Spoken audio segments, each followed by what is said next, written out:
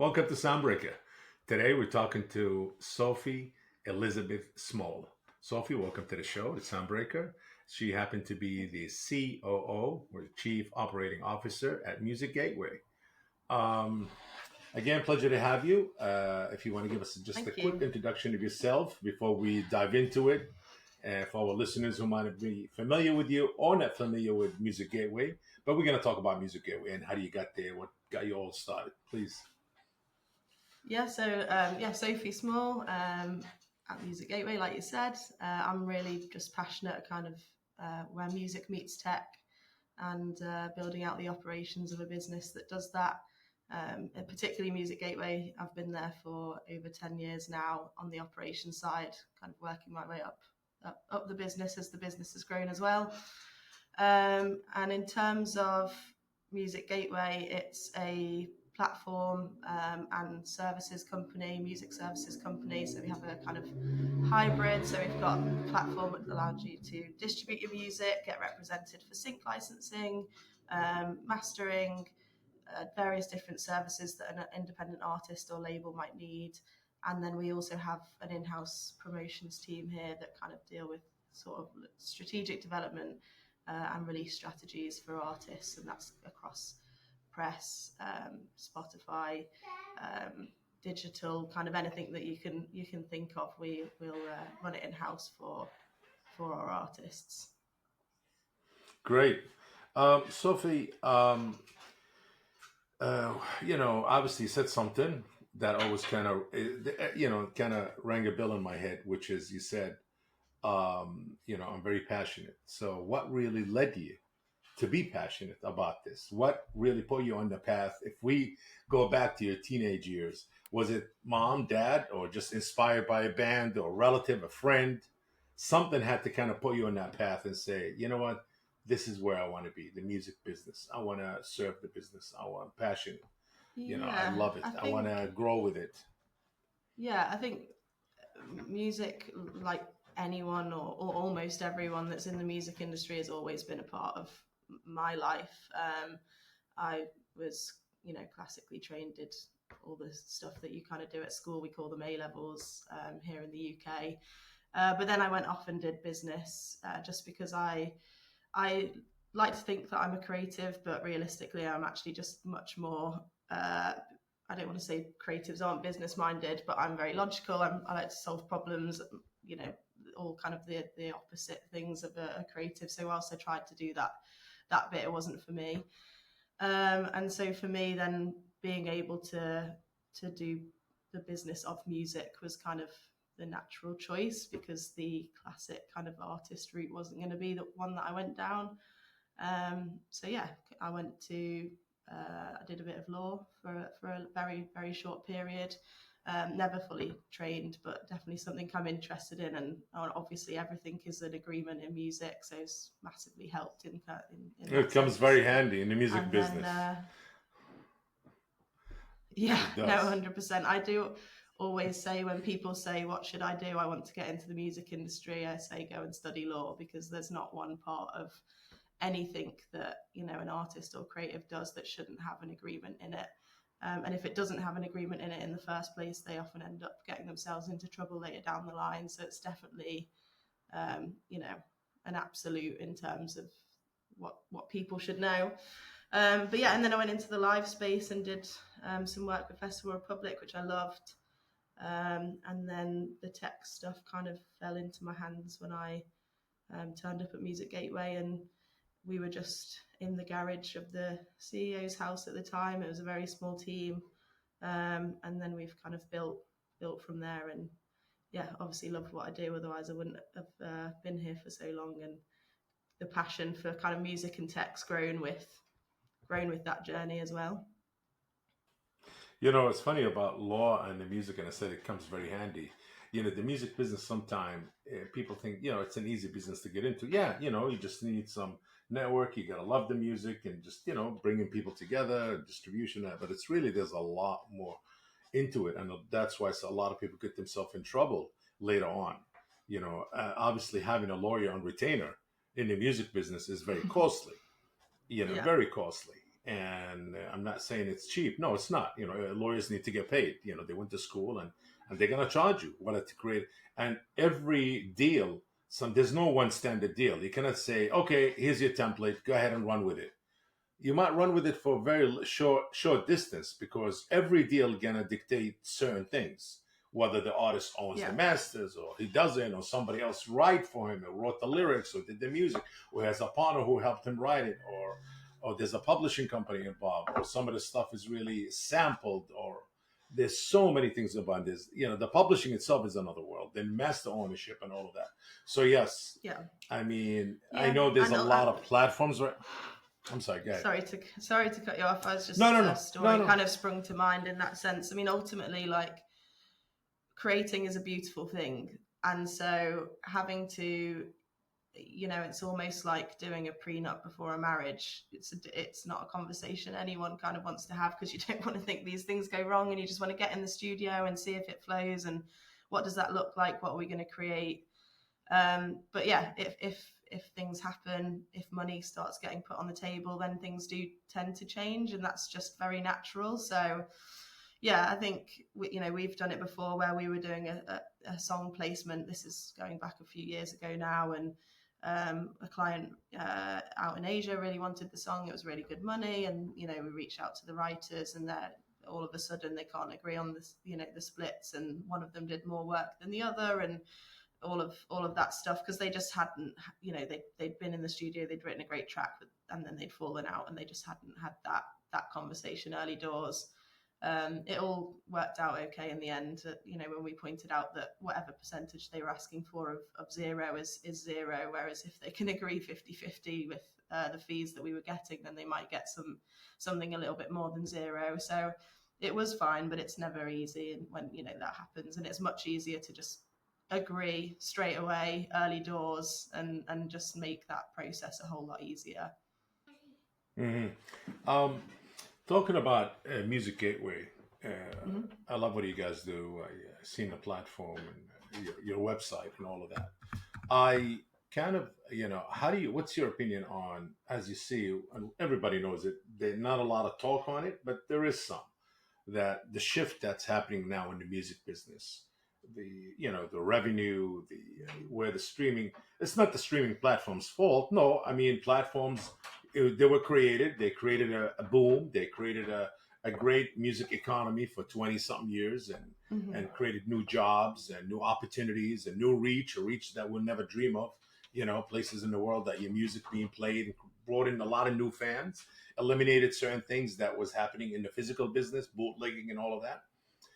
But also, as I said, created a new economy. But then, every era has a period of technology, and it served the purpose. But now, as the shift happened, how do you see Music Gateway and other companies similar to yours that kind of, you know positioning themselves in the market, where there's a shift, like, what do we in the do? sen- Okay, what's the main? Yes, in the please. sense of, like Spotify royalty payouts and things Well, like that. Is that what you're kind of? distribution. Well, kind of, this the distribution. What's distribution? Distribution is very simple. It's really basically all of these streaming platforms, and there are only a bunch of them that you really could generate revenue from. Whether the traditional Yeah. platforms like Apple, Spotify, Tidal, Deezer, and Amazon, and some of these, and then you got the social media platform, which is TikTok, you know, what do you call it? Facebook, Meta, Yeah. Instagram Hmm. Reels, YouTube Music, YouTube UGC side.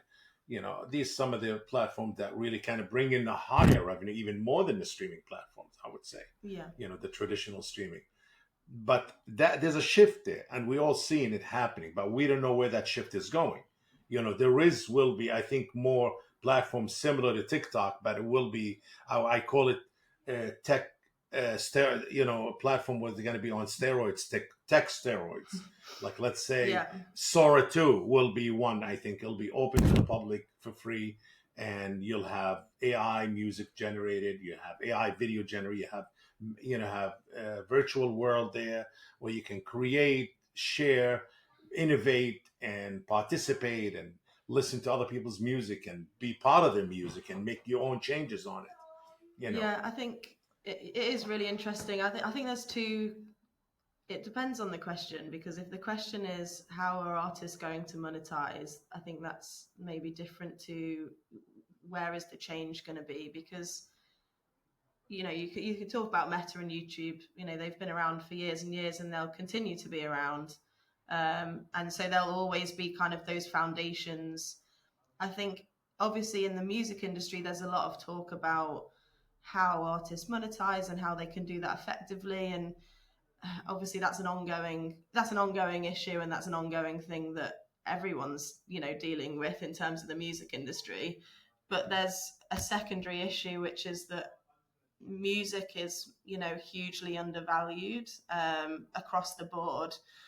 So we as an industry can have a lot of conversations around, wouldn't it be better if we did we had focuses on this platform because they pay more fairly and things like that. But ultimately there's a huge amount of the population that just don't want to pay for music. And sometimes that even transcends into people who can afford to pay, like brands. There's a lot of mistakes happening, whether they're on purpose or not, who knows. But with brands using music that they don't have the licenses to on TikTok because they're jumping on trends and things like that. So there's such a huge amount of misunderstanding in terms of the value of music, just in terms of how people are in society, that makes it hard to kind of solve that problem, because ultimately people are going to go for cheap opportunities. And how can companies pay out when people aren't paying in the first place? So yeah, I think there will be shifts. Of course there will. I think statistically things like Spotify will always be important.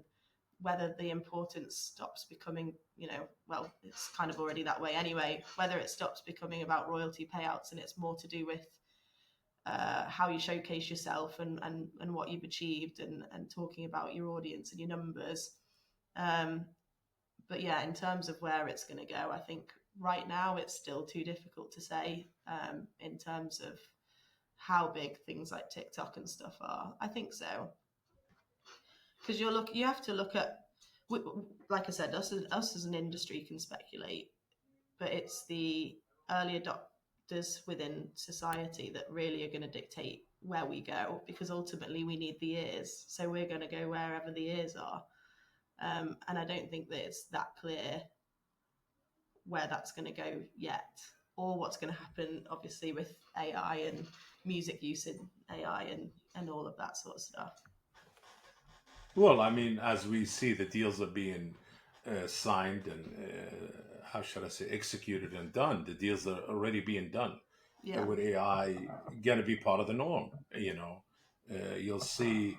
I think the number one on the chart right now for country music is an AI artist. You know that. Yeah, massive So numbers. yeah, Yeah. yeah. So I mean, obviously, okay. AI is here. But on The major Spotify. labels are okay with it. Yeah, I mean, okay.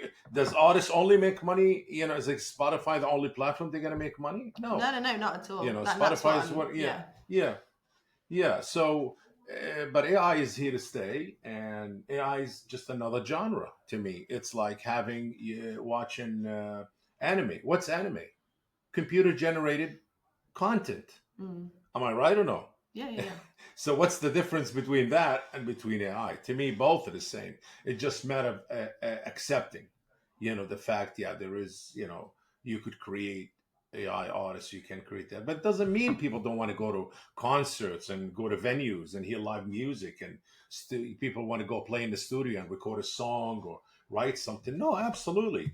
It just, I think right now we over that where okay, AI not here to steal. AI not taking royalties. AI is not changing and not getting rid of artists. No, matter of fact, AI right now, the way I see it, especially with Sora 2 and Sono, which they come out with their own platform called Hooks, Mm-hmm. also the same thing, similar to Sora 2, where new artists, we're going to start seeing new artists to start born, new creativity, new really ways of creative ideas. And a lot of these creative ideas not going to come out with somebody who's, my age. No, it's going to come from somebody obviously who is 8, 9, 10, 12 years old, 13. That's where these are the people who really made Musically, which became TikTok and made Mhm. TikTok.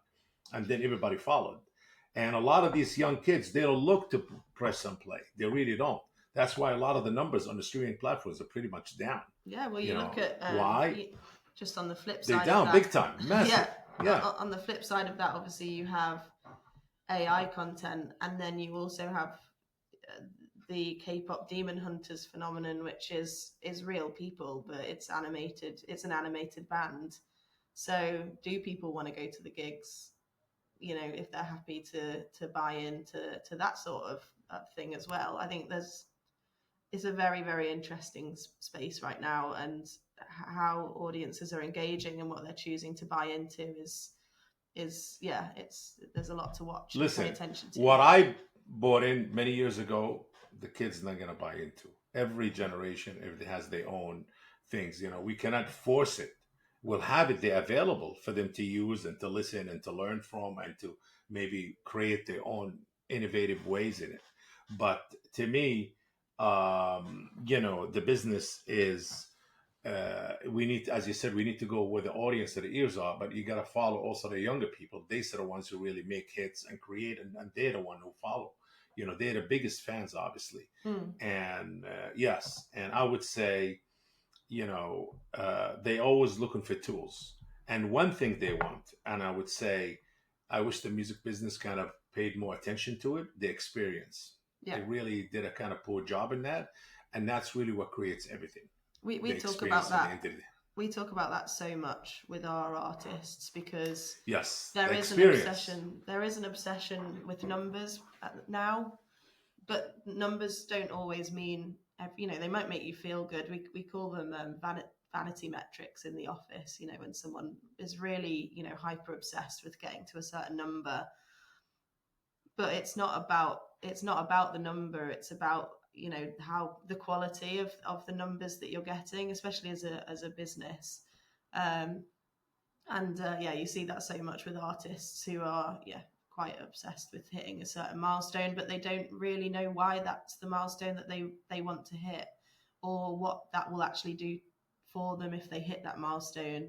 But that's the world that we're in right now. To me, the most of the future listeners and followers, they are the we've seen it happen on social media platform. They are they became the creators and they became the stars. So I Mm. think most of the that any new way of consuming content and participating and sharing and creating, it will be a combination of both, where fans participate, where fans become creators, where fans Yeah. also come up with their own version of certain artist things if they like it. And Hmm. that's how it's going to be. And that's going to create new growth and new boom of artists. The longevity of some of these artists might not be long, but that's we've been in that business for a long time. As we used to say back in the day, one hit wonders. Yeah, I was But going to that's say it. that's Sometimes they have, always been the case. yes, so it's been there. So they have the longevity and you have the shortgevity. So would you have more? Yeah, you have more, absolutely, because sometimes certain things that happen are born out of being it's a trend. Just one song or two songs, and the artists disappear. But that's part of the business. It's like fashion. Yeah. Certain things would hit, and everybody buys it and wear it. Then it disappears. Like what happened to that certain pants or certain shirt or certain T-shirt?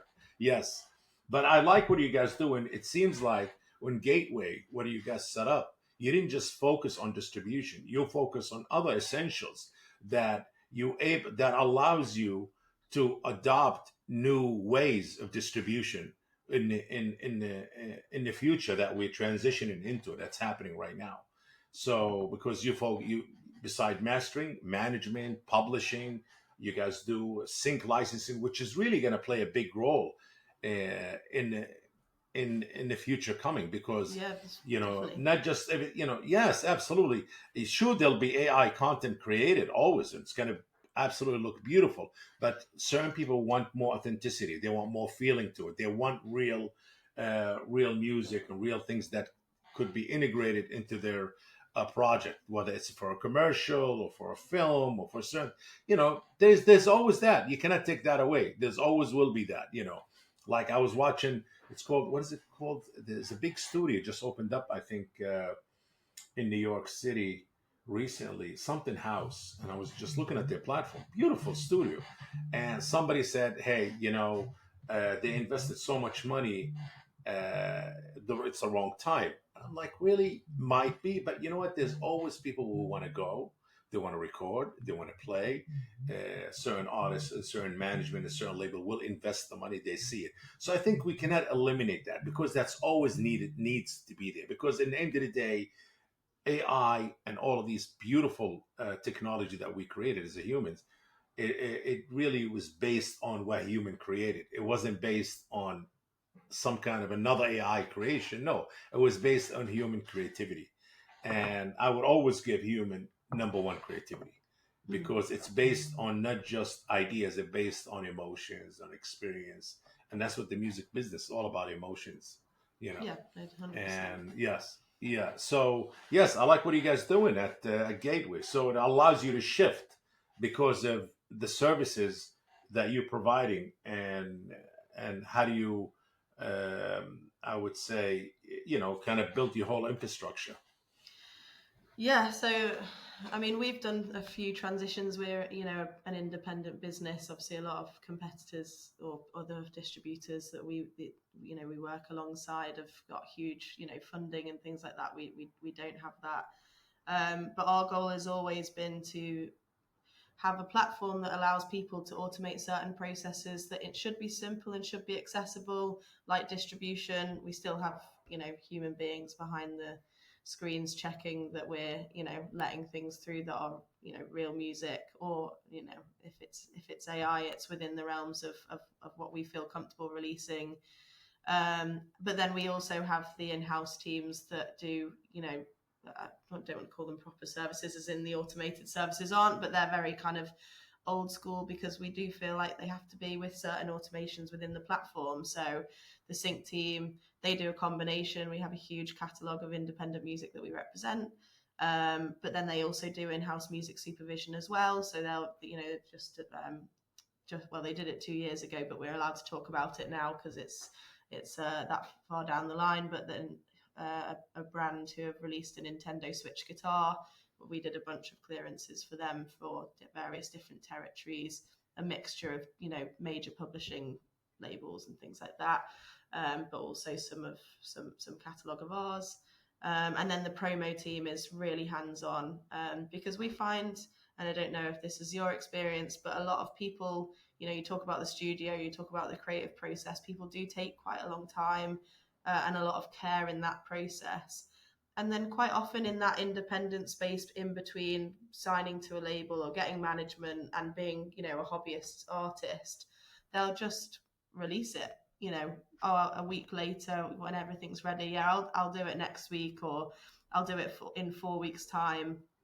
And it's so tough in terms of when we're talking and managing the expectations of artists with that, because without that pre-release strategy and that plan and kind of that roadmap, it's very hard to kind of get somewhere, unless you're talking about that one hit wonder that you were talking about, where it just magically gets picked up and you're like, what was that formula? How do I do that again?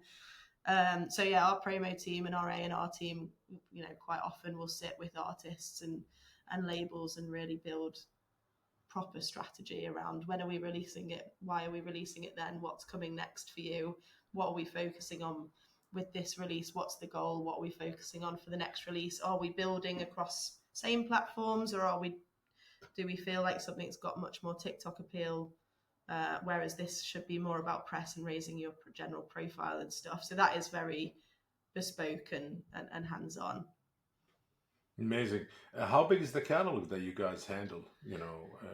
In your company, just yeah, if you're I allowed mean, to discuss yeah. Well, in terms of the songs in numbers. general, I mean, you're talking, tens of thousands of songs, but different people Amazing. can opt into different things. So some people might come to us and they might go, I just want to distribute for you guys, but I don't want to have sync representation. Or a lot of people obviously come to us for sync representation, but they maybe have distribution deals elsewhere. So the catalogs vary in terms of different things, but that's because that's how we've chosen to operate. We want to be a music services company. We don't want people to feel like they're pigeonholed into, Obviously, if it's great music, we would love to represent it across distribution and sync and promo and all the things. But really, we want to give artists the freedom to be able to do what they want with their music. Um, do you guys have your own direct deals with the DSPs, with the digital streaming platforms, or I mean, well, you don't have to answer it, or you go through a reputable aggregator, or Yeah, so it depends. Distribution's the newest like product for us. We've been doing it for a couple of years. We do have direct deals with some of what you'd class as like the major DSPs, I guess, or the people that artists reference, quite often. And Spotify have a preferred provider program that we go through and things like that. So we do that sort of stuff, and then we have an aggregator for the rest. That's brilliant. cleverly answered. Yeah. Love it. Absolutely. Listen, I mean, it's part of the business. No shame, it's about how do you do business, how do you conduct, and what are you providing? Because in the end of the day, every artist want to earn analytics. They want to get paid on time. They want to see what the numbers are and where they, who's playing their music, who's streaming it, who's, what countries, and all of that. Yeah, of course. Yes, and actually, another yes. feature that we have in platform is an artist insights, where people can link up all of their different Spotify link, Apple Music link, Instagram, all of that sort of stuff, and it'll give them, where they're charting, what playlists they've been added to, what's going up, what's going down, all of that sort of stuff, because data is so important these days. Yes, extremely. Are you kidding me? It's everything. Data centers are being built left and right. Let's talk about the sync business. Do you see more companies going for a faster approach, which is AI generated music, or you still see there is a need because AI might understand certain things, but still doesn't understand really the concept of what do you call it, a score, scoring for a movie or for a show. It takes a lot more than just a quick listen and training, for a machine. I don't know whether I'd be answering with my head or my heart, to be honest with you. I think obviously being in the music industry, you just want to believe that people are always going to want real good music. Well, they're both the truth, I guess. But you always want to believe that people are going to want real good music, well curated, well thought out. I do think that for the most part, and from a major concept perspective, that will continue to happen. I mean, if someone gets the music right, in advertising or whatever that looks like, it does really change the game in terms of people talking about it and what it does to make people feel, which is obviously so big in that space. But I'd be lying if I didn't say that I don't think there'll be there is in every space so much more AI coming into play when it comes to music. I mean, I think the most recent Coca-Cola ad, they've got generative AI as the visuals, and music's usually, unfortunately, the bottom of the list for people. So if they're doing it with the visuals, I've got to assume that people are going to start doing it with the music as well. Yes. You said something, answered with my mind and heart. It's a tough one, I have to say myself, because and it's stuck in my head. The curation of such music when it comes to shows or movies, it takes a lot. Yeah. It takes a lot of talent, a lot of listening, a lot of thinking, and not just random. And I remember back in the day, big fan of the show Entourage, if you remember it. And one of the episodes, towards the end, I remember, the episode finished and they played, Hotel California, but the what do you call it? The Latin version was sang by the Gypsies. Was it Gypsies? Yes, I think so. Yes. I can't remember. Yes. You have to tell me. And yes, and I'm like, just the whole thing in the end when it started, and it, just the name of the show, and they played it, and it just matches. Just gave you that vibe, and obviously, it creates memories, and it creates certain moments when you have original music that you familiarity, it creates so many things around it. I cannot even describe it. So many things around listening to something that you're familiar with, and it kind of puts a smile, and it kind of gives you that goosebumps. Yeah, and the 100%. emotions. The nostalgia and Yes, yeah, yes, absolutely. I guess the yes. question will be, And that's the whole point. That's the whole point. yeah, 100%. That's and then being in the music business, I'm like, how did he think about it? How did he? It was perfect. It just perfect, perfect the way they, you know. And I'm like, okay, this is really not just about slapping things together. It's like Yeah. creating a music compilation. You really have to think it out. You really have to think about it. And You have that's to our listen to opinion, it. I guess. Is the new generation going to be listening to the country artists, the AI country artists, and that will be their nostalgia one day? And Yes, yeah. I guess, yeah, that's You cannot change the future. You can't. And technology is moving strong, and nobody. We cannot avoid it. We can push back for a certain period, but it does not work anymore. yeah, But absolutely. there's new creative ways. I mean, use AI to help you create better sounds and more creative ideas. Yeah. Absolutely, and faster. Obviously, speed is everything. So yes, absolutely. Well, listen. I mean, you've been in the business for a long time. You've seen it all. You're young, so I'm sure a lot younger than me.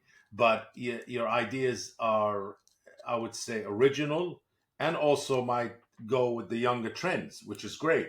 So you can adapt to both. Yeah, And I don't know what about that. is I get called grandma at work, but I'm willing to take the compliment if if that's the case. um, what's your advice for people who want to get into the business right now?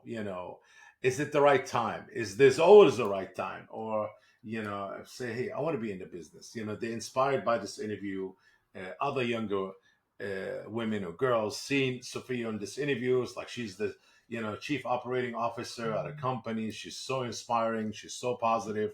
I want to be like her. Younger guys watching, it's like, yeah, I want to be like Sophia. So obviously, your message for younger women out there, women in leadership, women in tech, women in the music business, and also younger men that who wants to follow your footsteps. What's your advice to them? Oh, in the music industry specifically, I think just be prepared for anything, because right now that's really what can happen. I mean, we're seeing so many interesting things in terms of growth. We're seeing so many interesting things work wise and industry wise in terms of change, even within major companies. There's a lot of restructuring going on, and that's to do with the amount of change that's happening in terms of listener behaviors and changes in the industry. And that does mean that, whatever roadmap you map out for yourself, whilst you can manifest it, you've just got to be prepared that anything could happen, because we're in that space in the industry right now. Which, obviously does mean that people have to be thick-skinned to some extent, and they have to be willing to work hard. But I'm sure that that's the same in any industry. And whatever we're doing on the music business side, I never think it's as hard as being on the artist side, because that is the toughest job in the world, I think. What's your thoughts on blockchain? There's a I'll be lot of honest. don't there's a lot of don't talk have a about lot. it. There is a lot of talk about it. It's not something that we're massively focused on in terms of our roadmap at the Yet, moment. So yet, yet. yeah, I'd be lying if I didn't say we don't talk about it. But it's not something that we're focused on. So I try and keep my brain filled with the things that are relevant to me right now. But it is going to be an interesting space, and I do think it will help. It will solve some quite key problems in the music industry if it's implemented correctly. Yeah, which is exciting. Yes, good. Well, I mean, we're working on heavily right now on blockchain. Hmm. Three for really first securing metadata and royalties and authenticity and credits, and it's really very important. And Yeah. obviously, it's a new doorway or gateway for independent artists, major labels, aggregators, distributors. Doesn't matter what part of the world you're in. Hmm. It helps more organize and tokenize, and also fractional ownership is going to be the way to go for all artists, independent and major. If real estate gonna jump in on it, if every industry, they're gonna be part of every industry. Mm. Blockchain now will be part of the future, that part of the transition. It's been around for a while, but nobody really messed with it. The only thing I remember when it came out, And like 6 years ago, everybody was like, "Yeah, NFTs are the future," which it had a trend, but it didn't get the Yeah, proper rep on it. It kind of got a bad rep on it for some reason. There was a lot of fake hype, real hype. People didn't know how to work it. The technology, people weren't ready for such a technology. But now with AI, the acceleration of AI and so much technology and the foundation and the infrastructure that being built with so much tech involved, I think that's why I see the blockchain coming out of the hiding and say, yes, now we can interact AI with blockchain.